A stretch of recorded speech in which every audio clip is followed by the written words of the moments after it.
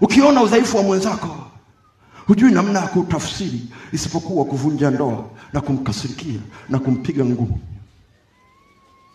kwa sababu huna programu ya Mungu ambayo inasema nilikuletea huyu kwa sababu ana udhaifu, ili katika uimara wako uzibe udhaifu wake. Ndio maana ya ndoa. Ndoa hamletewi watu mnaofanana kwa nguvu zenu. Hakuna. Mkipata mmoja anajua kutunza hela, mwingine hajui. Mkipata mmoja anajua kuomba, mwingine hajui. Sasa yule anayejua kuomba anamkava mwenzake kuomba kwake mpaka naye atakapoweza kuomba. Huyu mwingine ambaye hajui kutunza hela anamkava mwenzake mpaka atakapojua kutunza hela.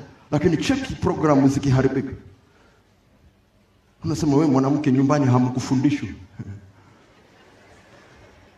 No, Mungu hakutaka afundishwe nyumbani kwake kwa sababu alikuachia wewe.